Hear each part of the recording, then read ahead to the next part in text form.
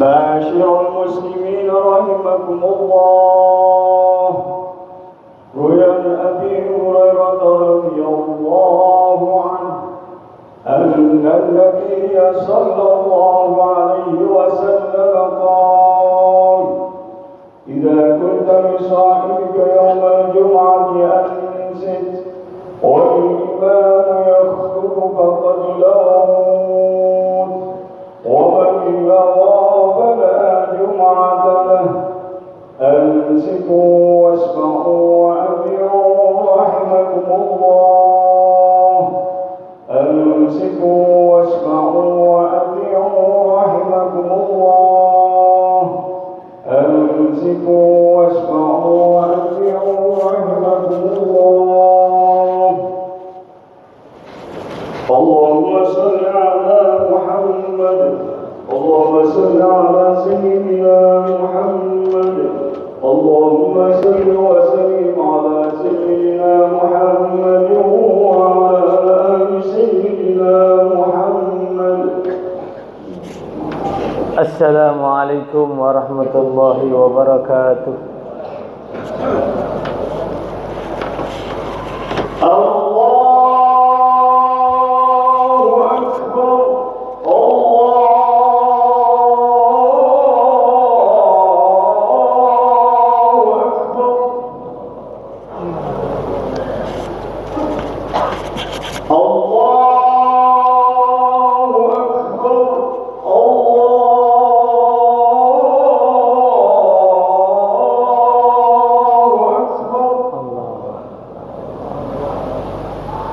أشهد أن لا إله إلا الله.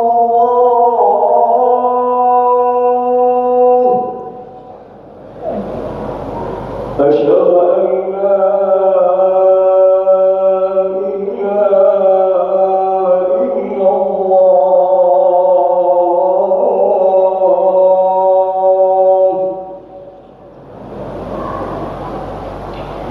أشهد أن محمدا رسول الله.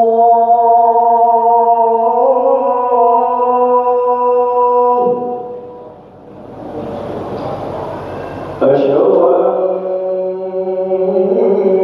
محمدا رسول الله.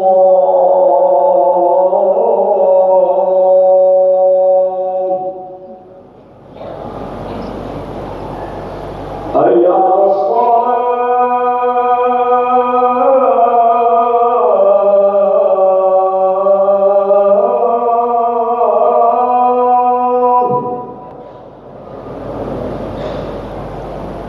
حي على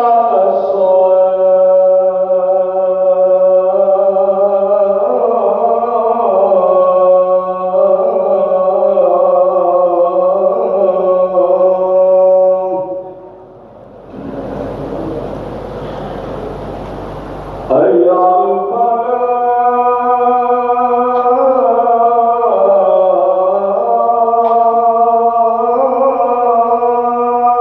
الفلاح. حي على الفلاح.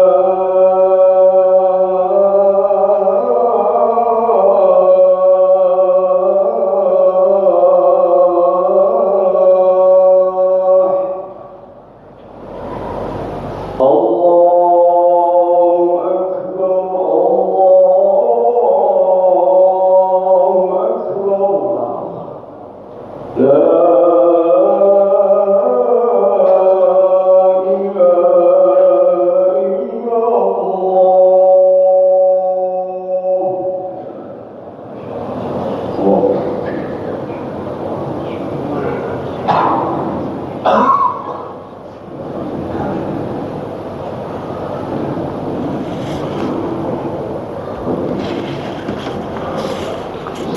الحمد لله. الحمد لله رب العالمين، حمدا يوافي نعمه ويكافي مزيده. أحمده سبحانه وتعالى حمدا يفوق حمد الحامدين، ويعلو شكر الشاكرين. حمدا يرضى الله به عنا ويتقبل به منا ويكون لنا ذخرا ونجاة يوم الدين. وأشهد أن لا إله إلا الله وحده لا شريك له إله الأولين والآخرين قيوم السماوات السبع والأرضين. وأشهد أن سيدنا ونبينا وحبيبنا محمدا صلى الله عليه وسلم عبده ورسوله إمام الأنبياء والمرسلين وأفضل السابقين واللاحقين وصاحب الحجج القاطعة والبراهين. اللهم صل وسلم وبارك وعظم على سيدنا محمد وعلى آله وصحبه أجمعين والتابعين لهم بإحسان إلى يوم الدين. أما بعد فيا معاشر المسلمين اتقوا الله حق تقاته ولا تموتن إلا وأنتم مسلمون. Ma'asyiral muslimin, jamaah Jumat Masjid Agung Sunan Ampel yang dirahmati oleh Allah Subhanahu wa taala. Di hari yang penuh dengan keberkahan ini, kami selaku khatib mengajak khususnya diri pribadi kami serta kepada segenap kaum muslimin, marilah kita selalu berupaya dan berusaha untuk selalu meningkatkan kualitas serta kuantitas ketakwaan kita kepada Allah Subhanahu wa taala dengan jalan melaksanakan seluruh perintah-perintah Allah dan menjauhi segala larangan-larangannya, yang mana kesemuanya itu akan mampu menghantarkan kita dicatat oleh Allah sebagai hamba-hambanya yang bertakwa. Semoga kita, keluarga dan masyarakat kita selalu Allah jadikan sebagai hamba-hambanya yang bertakwa. Amin, amin ya rabbal alamin. Ma'asyiral muslimin rahimakumullah. Sungguh besar anugerah Allah Subhanahu wa taala, beraneka ragam, tidak pernah terputus kepada hamba-hambanya. Hari demi hari, waktu demi waktu, bulan demi bulan, tahun demi tahun, kesemuanya penuh dengan anugerah rahmat Allah Subhanahu wa taala. Baik di malam atau di siang hari, senantiasa pemberian rahmat Allah, karunia dan anugerah-anugerahnya selalu mengalir kepada hamba-hambanya.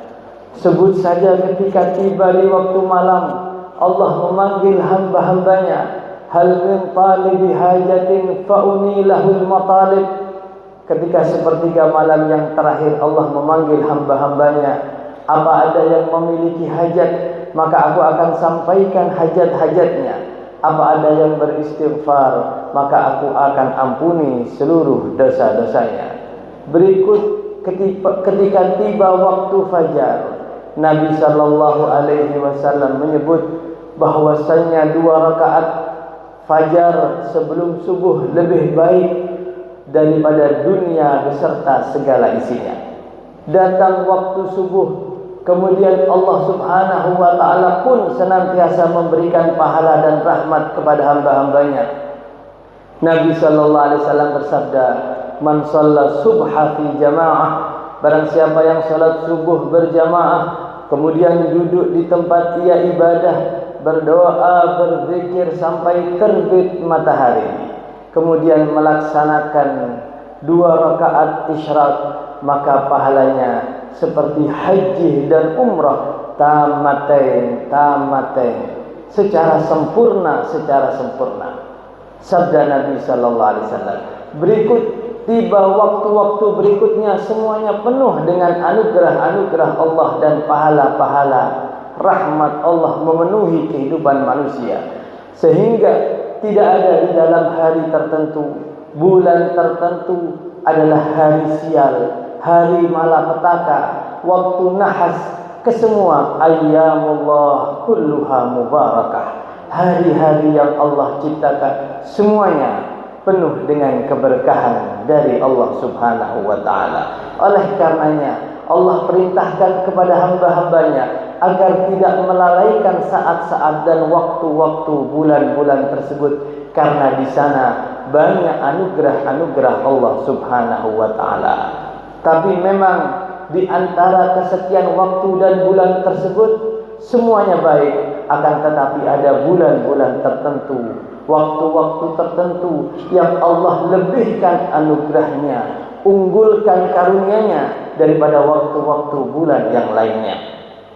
Hal ini Allah Subhanahu wa taala tegaskan di dalam Al-Qur'an. Di dalam surat At-Taubah ayat ke-36 Allah berfirman, "Inna 'iddatasy syuhuri indallahi 12 syahran fi kitabillah yauma khalaqas samawati wal ard minha arba'atun hurum dzalika ad-dinul qayyim fala tadlimu fihinna anfusakum wa qatilul musyrikina kaffatan kama yuqatilunakum kaffah wa'lamu annallaha ma'al muttaqin." Sesungguhnya bilangan-bilangan bulan di sisi Allah Subhanahu wa taala ada 12 bulan. Demikian telah Allah tetapkan semenjak penciptaan langit dan bumi. Di antaranya terdapat 4 bulan haram, bulan-bulan yang Allah unggulkan dari yang lain. Demikianlah ajaran agama yang lurus. Maka janganlah kalian mendolimi diri-diri kalian sendiri, dan perangilah kaum musyrikin semuanya sebagaimana mereka semua memerangi kalian, dan bertakwalah kepada Allah. Ketahuilah Allah senantiasa bersama hamba-hambanya yang bertakwa. Rasulullah sallallahu alaihi wasallam mengajarkan dan menghimbau kepada umatnya agar tidak menyia-nyiakan waktu-waktu tersebut, tetapi hendaklah berusaha meraih, menggapai dan menghadang anugerah-anugerah Allah di waktu-waktu kehidupannya, utamanya di bulan-bulan yang mulia. Inna lillahi fi ayyami dahrikum nafahatin ala fata'arradu laha. Sesungguhnya Allah Subhanahu wa taala di dalam waktu-waktu kalian memiliki karunia-karunia, anugerah-anugerah dan pemberian-pemberian yang besar, maka jangan sia-siakan, jangan lewatkan, tetapi carilah, hadanglah, berusaha untuk menggapai anugerah-anugerah Allah Subhanahu wa taala tersebut. Ma'asyiral muslimin, jamaah Jumat rahimakumullah. Sehingga Allah Subhanahu wa taala dalam ayat tersebut melarang kepada hamba-hambanya agar jangan sampai menzalimi diri-diri mereka di dalam waktu-waktu mulia, sehingga melewatkan waktu-waktu mulia tersebut pergi begitu saja. Sesungguhnya bentuk kezaliman yang besar ketika manusia yang lain memperoleh anugerah Allah, maka jangan sampai kita terhalang dari anugerah dan rahmat Allah yang Allah curahkan di waktu-waktu mulia tersebut. Sehingga para ulama menyebut hal terbaik untuk menggapai anugerah Allah di waktu dan bulan yang mulia, yang terpenting adalah menghilangkan berbagai penghalang, hijab yang bisa menghalangi seseorang dikala Allah turunkan rahmatnya. Senantiasa seseorang hendaknya menghilangkan berbagai macam penghalang yang bisa menghijab dirinya dari anugerah tersebut. Maka di antara penghalang terbesar yang bisa menghijab seseorang dari anugerah Allah adalah memutus tali silaturahmi. Orang yang memutus tali silaturahmi, lam yas'ad lahul amal, amalnya tidak akan naik, tidak diterima oleh Allah Subhanahu wa taala. Demikian telah Allah Subhanahu wa taala tegaskan di dalam Al-Qur'an. Di dalam surat Muhammad Allah berfirman, "Fahal asaitum in tawallaitum an tufsidu fil ardi wa tuqatti'u arhamakum ulaika alladziina la'anahumullah fa asammahum wa a'ma absarahum." Maka apakah kiranya jika kalian berkuasa di atas muka bumi, kalian akan berbuat kerusakan dan memutus tali silaturahmi. Ketahuilah, mereka adalah orang-orang yang dilaknat oleh Allah dan dibutakan telinga mereka mendengar kebaikan, dan ditulikan telinga mereka mendengar kebaikan, dibutakan mata mereka untuk melihat kebaikan. Oleh karenanya Nabi sallallahu alaihi wasallam di dalam hadis beliau menganjurkan kepada umatnya untuk senantiasa menyambung tali silaturahmi, bahkan untuk meneliti, mencari tahu nasab garis keturunannya, sehingga dengannya ia bisa untuk menyambung tali silaturahmi. Di dalam hadis yang diriwayatkan oleh Al-Imam At-Tirmidzi, Rasulullah sallallahu alaihi wasallam bersabda, "Ta'allamu min ansabikum ma tasiluna bihi arhamakum, fa inna silatar rahim mahabbatun fil ahl, mathratun fil mal, mansa'atun fil ajal."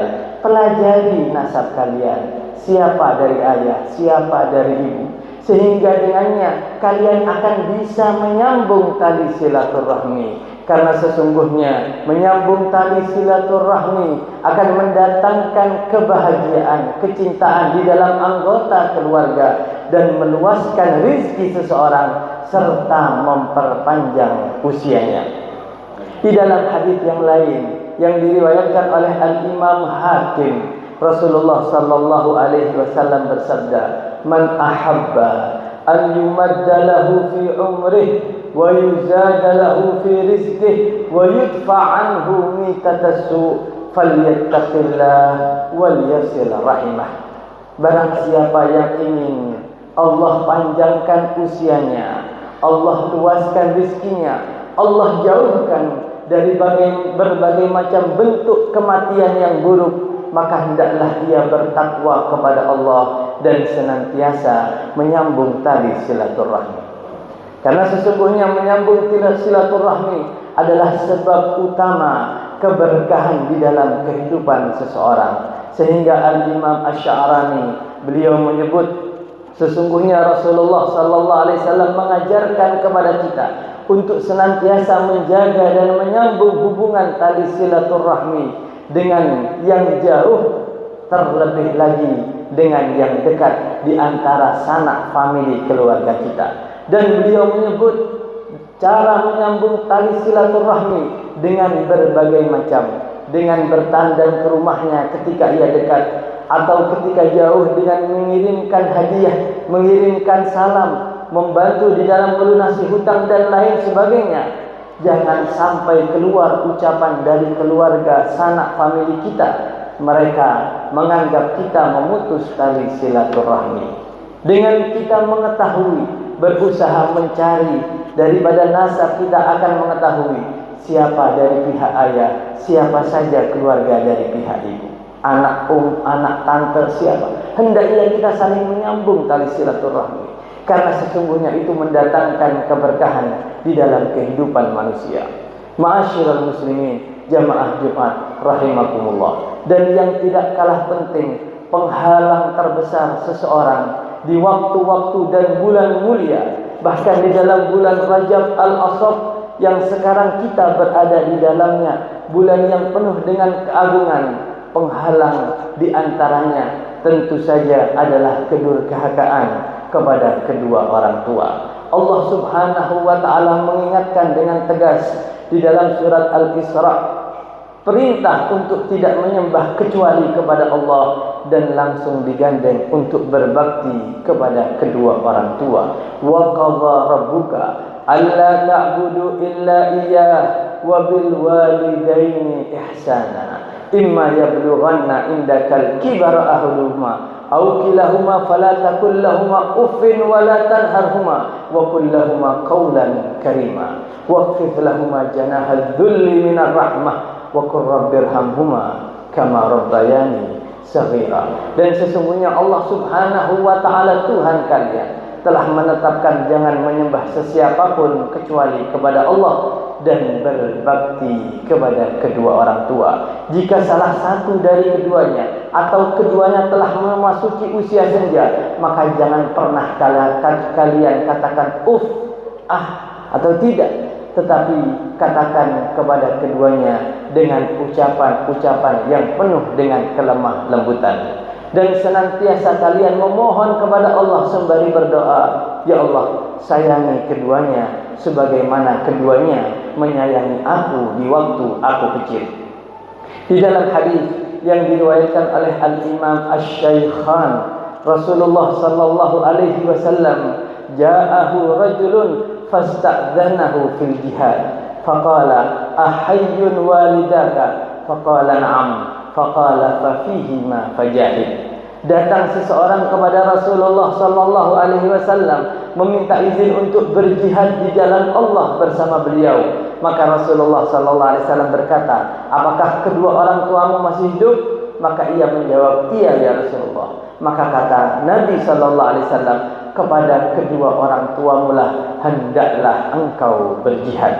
Di dalam hadis yang lain yang diriwayatkan oleh Al-Imam Abu Dawud, seseorang datang kepada Nabi sallallahu alaihi wasallam mengatakan, ya Rasulullah, inni uhibbu an ubayyi'aka 'alal hijrah wa taraktu walidayya yabkiyan. Ya Rasulullah, saya ingin ikut berangkat hijrah bersamamu dan aku telah tinggalkan kedua orang tuaku dalam keadaan menangis. Maka Rasulullah sallallahu alaihi wasallam mengatakan, irji ilaihima fa'adhibhuma kama abkaitahuma. Pergilah kembali kepada kedua orang tuamu, jadikan mereka keduanya tertawa sebagaimana kamu telah menjadikan keduanya menangis ketika engkau pergi akan berhijrah bersamaku, sabda Nabi sallallahu alaihi wasallam. Sehingga keutamaan kebaktian kepada orang tua sangat tinggi di sisi Allah Subhanahu wa taala. Sehingga di dalam hadis yang lain, ketika seseorang berkata kepada Nabi sallallahu alaihi wasallam, inni ashtahil jihad wala aqdir alaih. Ya Rasulullah, saya ingin sekali untuk berjihad bersamamu, tetapi saya masih belum memiliki kemampuan dan kekuatan. Maka Nabi sallallahu alaihi wasallam mengatakan, apakah ada yang tersisa dari orang tuamu salah satunya? Maka ia menjawab, ummi. Maka Nabi sallallahu alaihi wasallam mengatakan, fattaqillah fi birriha fa in fa'alta dzalik fa anta hajjun wa mu'tamirun wa mujahid. Bertakwalah kepada Allah di dalam bakti kepada ibumu. Jika kamu kerjakan itu, maka pahalanya engkau dicatat oleh Allah sebagai orang yang berhaji, berumrah dan berjihad di jalan Allah Subhanahu wa taala. Ma'asyiral muslimin, jamaah Jumat rahimakumullah. Demikianlah berbagai macam peringatan-peringatan yang disampaikan oleh Rasulullah sallallahu alaihi wasallam di dalam usaha bagi kita untuk menggapai anugerah Allah Subhanahu wa taala, utamanya di dalam bulan-bulan yang mulia ini. Bulan Rajab akan memasuki bulan Sya'ban, berikutnya akan memasuki bulan Ramadan. Bulan-bulan yang mulia ini hendaknya tidak kita sia-siakan, tetapi kita berusaha semaksimal mungkin menghilangkan berbagai macam penghalang tersebut, sehingga benar-benar terwujud keberkahan di dalam bulan Rajab yang Nabi selalu ajarkan. Allahumma barik lana fi Rajab wa Sya'ban wa ballighna Ramadan. Berkahi kami ya Allah di dalam Rajab dan Sya'ban, serta sampaikan kami ke dalam bulan Ramadan. Pada akhirnya, marilah kita menengadahkan tangan. Semoga keberkahan Allah selalu menyertai kita di dalam bulan-bulan mulia ini, sehingga menyampaikan kita di dalam bulan Ramadan tahun ini dan Ramadan demi Ramadan berikutnya dalam keadaan panjang umur serta sehat walafiat. Amin amin ya rabbal alamin. Inna ahsanal kalam kalamullahil malikil alam, wallahu subhanahu wa ta'ala yaqul wa biqaulihi yahtadil muhtadun, fa idza quri'al qur'an fastami'u lahu wa ansitu la'allakum turhamun. A'udzu billahi minasyaitonir rajim. Bismillahirrahmanirrahim. Wal 'asri innal insana lafi khusr illa alladziina aamanu wa 'amilus solihati wa tawassaw bil haqqi wa tawassaw bis sabr.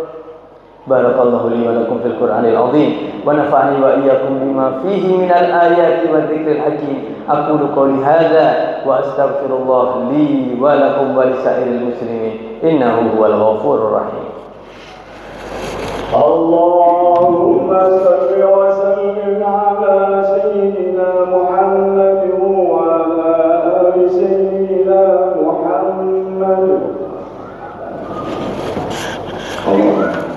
الحمد لله رب العالمين حمدا كثيرا كما أمر وأشهد أن لا إله إلا الله وحده لا شريك له إرغاما بربوبيته إرغاما لمن جهد به وكفر وأشهد أن سيدنا محمدا عبده ورسوله سيد الخلائق والبشر اللهم صل وسلم وبارك على سيدنا محمد وعلى آله وصحبه أجمعين كلما اتصلت عين بنظر وأذن بخبر أما بعد فيا معاشر المسلمين اتقوا الله حق تقاته ولا تموتن إلا وأنتم مسلمون وذروا الفواحش ما ظهر منها وما بطن وحافظوا على حضور الجمعة والجماعة واعلموا أن الله أمركم بأمر بدأ فيه بنفسه وثنى بملائكته المسبحة بقدسه فقال تعالى ولم يزل قائلا عليما إن الله وملائكته يصلون على النبي يا أيها الذين آمنوا صلوا عليه وسلموا تسليما اللهم صل وسلم وبارك وعظم على سيدنا محمد وعلى آله وصحبه أجمعين ورضي اللهم عن الخلفاء الراشدين ساداتنا أبي بكر وعمر وعثمان وعلي وعن سائر أصحاب رسول الله أجمعين وعلينا معهم وفيهم برحمتك يا أرحم الراحمين اللهم اغفر للمسلمين والمسلمات والمؤمنين والمؤمنات الأحياء منهم والأموات اللهم انصر من نصر الإسلام والمسلمين اللهم أعلي كلمتك إلى يوم الدين اللهم اخذل من خذل الإسلام والمسلمين اللهم أصلحنا وأصلح من في صلاحه صلاح الإسلام والمسلمين اللهم لا تهلكنا يا الله وأجل بهلاك من في هلاكه صلاح الإسلام والمسلمين اللهم ادفع عنا وعن المسلمين البلاء والوباء والأمراض والفتن والمحن ما ظهر منها وما بطن عن بلدنا إندونيسيا هذا خاصة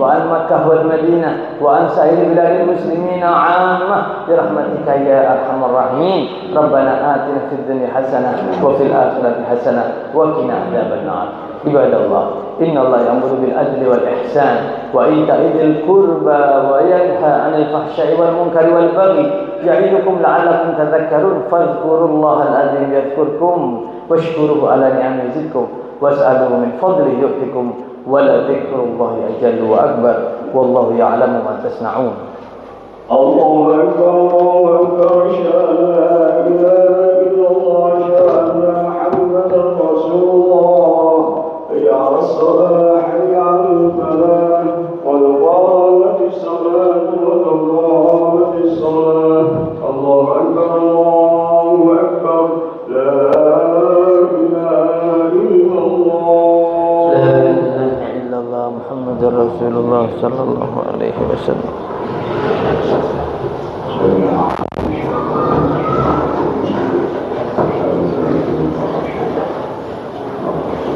سووا صفوفكم بين تسوية الصفوف من تمام الصلاة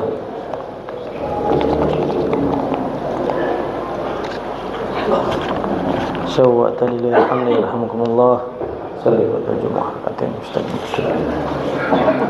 الله أكبر الله أكبر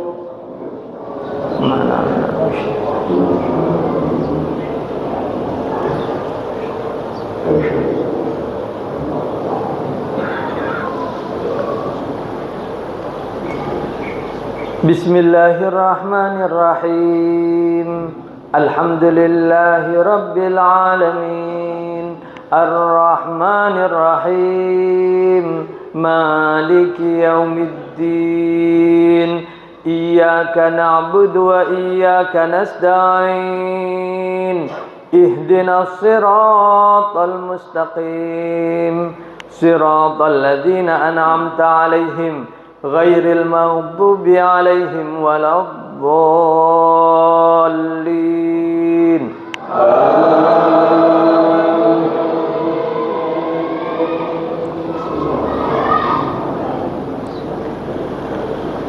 بسم الله الرحمن الرحيم سبح اسم ربك الأعلى الذي خلق فسوى والذي قدر فهدى والذي أخرج المرعى فجعله غثاء أحوى سنقرئك فلا تنسى إلا ما شاء الله إنه يعلم الجهر وما يخفى ونيسرك لليسرى فذكر إن نفعت الذكرى سيذكر من يخشى ويتجنبها الأشقى الذي يصلى النار الكبرى ثم لا يموت فيها ولا يحيا قد أفلح من تزكى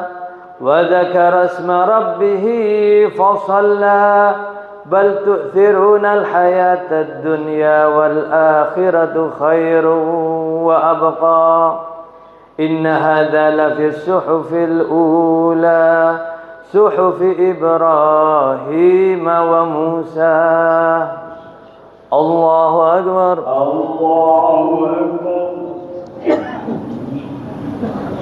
سمع الله لمن حمده ربنا ولك الحمد الله أكبر الله أكبر الله أكبر الله أكبر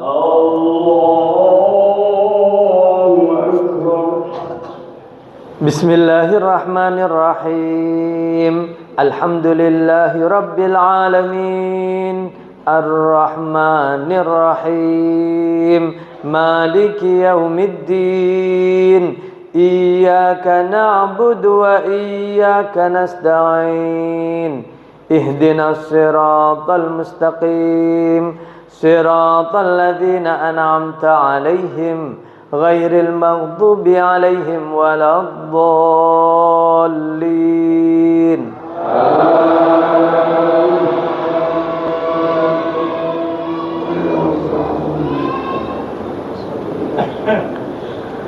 بسم الله الرحمن الرحيم هل أتاك حديث الغاشية وجوه يومئذ خاشعة عاملة ناصبة تصلى نارا حامية تسقى من عين آنية ليس لهم طعام إلا من ضريع لا يسمن ولا يغني من جوع وجوه يومئذ ناعمة لسعيها راضية في جنة عالية لا تسمع فيها لاغية فيها عين جارية فيها سرر مرفوعة وأكواب موضوعة ونمارق مصفوفة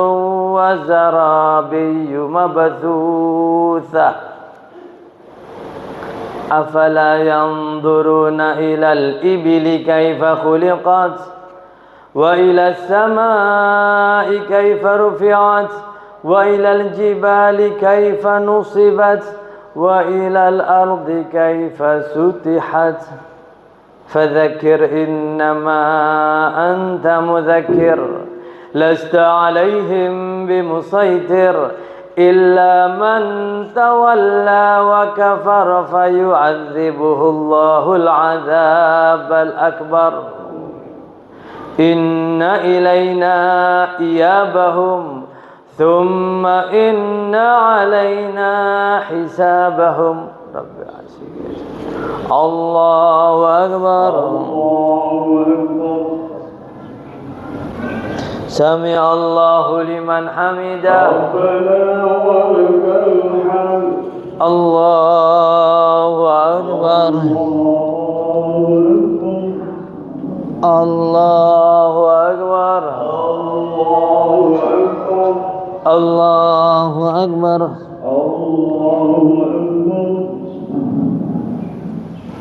الله أكبر صلوات الطيبات الناس ورحمة الله وبركاته السلام عليكم أشهد أن لا إله إلا الله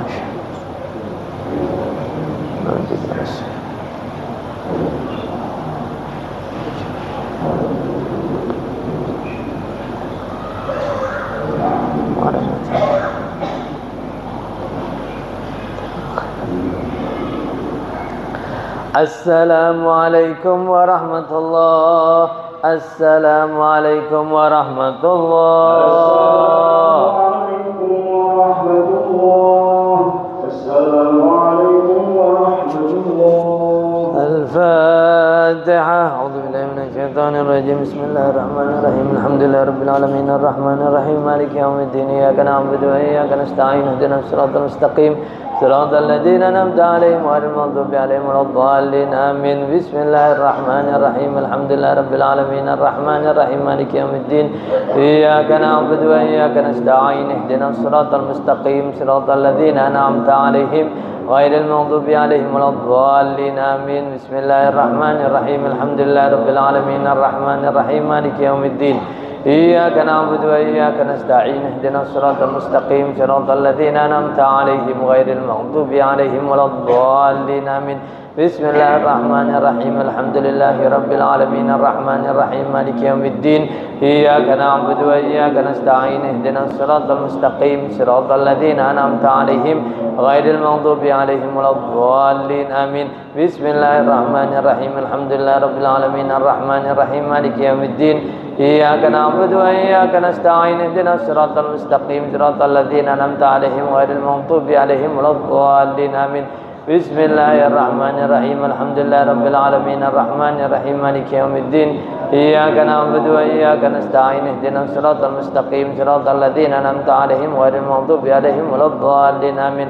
بسم الله الرحمن الرحيم الحمد لله رب العالمين الرحمن الرحيم مالك يوم الدين إياك نعبد وإياك نستعين اهدنا الصراط المستقيم صراط الذين أنعمت عليهم غير المغضوب عليهم ولا الضالين آمين. الله أكبر لا إله إلا الله الله أكبر.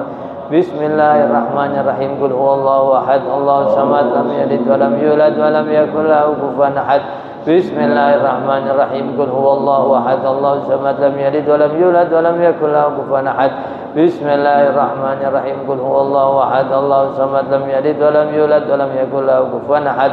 بسم الله الرحمن الرحيم قل هو الله أحد الله الصمد لم يلد ولم يولد ولم يكن له كفوا أحد.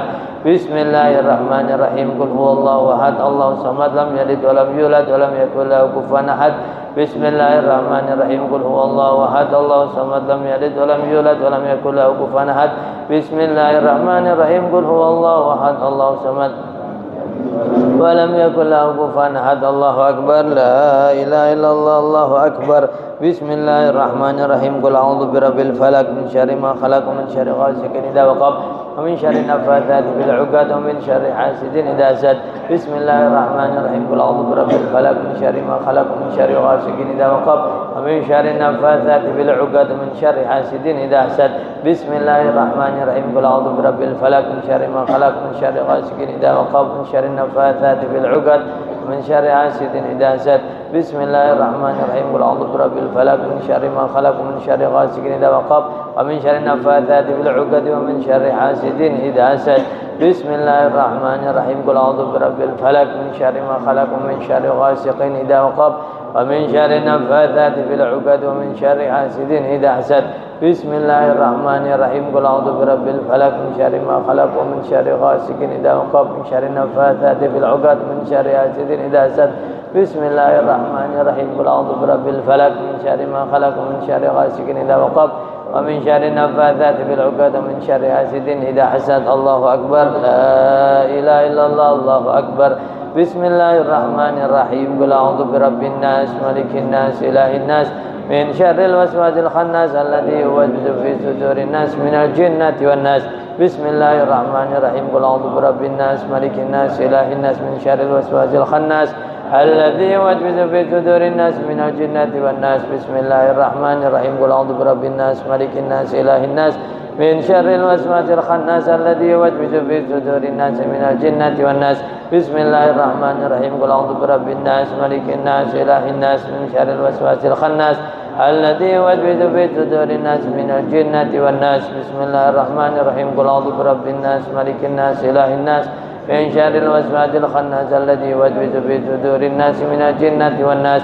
بسم الله الرحمن الرحيم. قل أعوذ برب الناس مالك الناس إله الناس من شر الوسواس الخناس الذي يوسوس في صدور الناس من الجنة والناس. بسم الله الرحمن الرحيم. قل أعوذ برب الناس مالك الناس إله الناس من شر الوسواس الخناس الذي يوسوس في صدور الناس من الجنة والناس. الله أكبر. لا إله إلا الله. الله أكبر.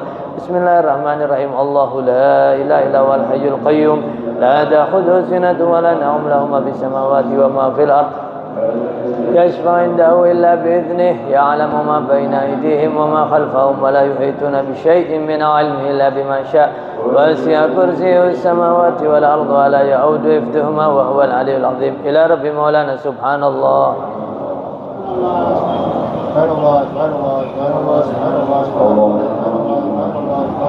وبحمده الحمد لله. الحمد لله.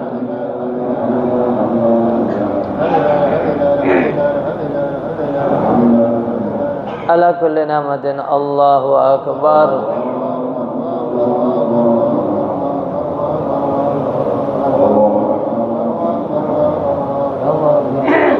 كبير الحمد لله كثيرا سبحان الله بكرة وأصيلا.